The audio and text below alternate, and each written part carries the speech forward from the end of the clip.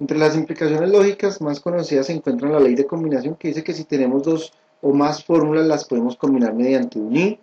La ley de simplificación, que nos dice que si tenemos muchas fórmulas podemos obtener una de ellas, podemos obtener la que nosotros queramos, por eso tenemos dos casos con variante. La ley de adición, que nos dice que si tenemos una fórmula podemos pegarle mediante uno cualquier otra fórmula, la podemos pegar tanto a la izquierda como a la derecha. Esta es la variante. La más conocida de todas, que es el modus ponens, que es que si tenemos la implicación es cierta, tenemos el antecedente de esa implicación, entonces tendremos el consecuente, en este caso beta.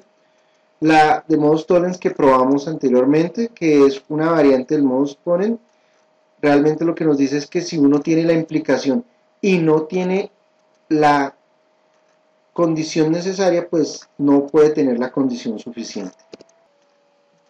El silogismo hipotético es el que nos permite realizar una especie de transitividad en la implicación.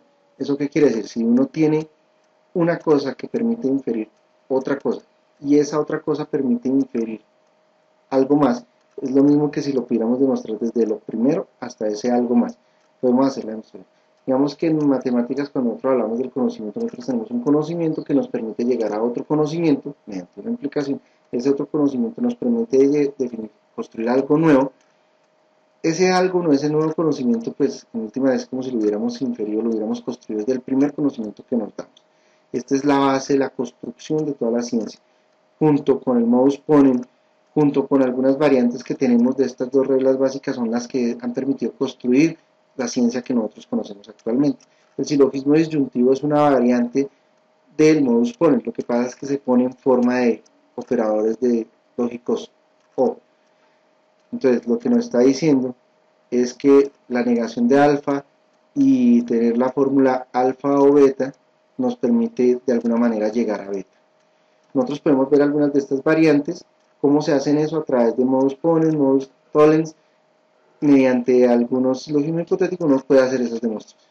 Aquí está la ley de casos, que es una variante que nos dice que si alfa permite deducir beta y no alfa permite deducir beta, ¿qué quiere decir eso? Que no importa alfa, en últimas uno tiene beta.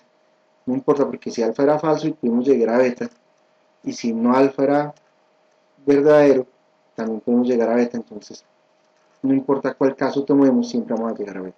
Entonces beta está por sí solo, se sostiene por sí solo independiente de alfa. ¿Qué nos permite decir la ley de eliminación de equivalencia? La equivalencia en sí es una doble implicación. Alfa implica beta y beta implica alfa.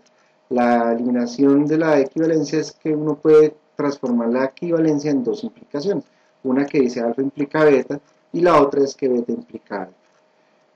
La siguiente es que nosotros podemos, dado que tenemos las dos implicaciones, si uno tiene la beta implica alfa y también tiene alfa implica beta, ¿qué quiere decir eso? Que tanto una es condición necesaria de la otra y la otra es condición suficiente de la una. Entonces podemos ir en cualquiera de las dos direcciones, entonces se nos vuelve una condición necesaria y suficiente. ¿Eso qué es? Eso es una equivalencia. Entonces si tenemos las dos implicaciones, la implicación en una dirección y la implicación en la otra dirección, tenemos la equivalencia. ¿Qué tenemos adicional? Uno puede, tomando la noción de implicación, decir que a partir de una contradicción uno puede llegar a cualquier cosa. ¿Qué es la contradicción? ¿Cuál es la contradicción más conocida que nosotros podemos construir? La más sencilla, la construcción de hacer alfa y no alfa. Eso nos va a llevar a una contradicción y entonces nosotros podemos concluir a partir de esa contradicción cualquier cosa. Es decir, podríamos concluir una nueva fórmula tan compleja como queramos, a la que vamos a llamar beta. Estas implicaciones, como les digo, son las que permiten construir la ciencia, son las que nos van a permitir hacer demostraciones, nos van a permitir construir un nuevo conocimiento.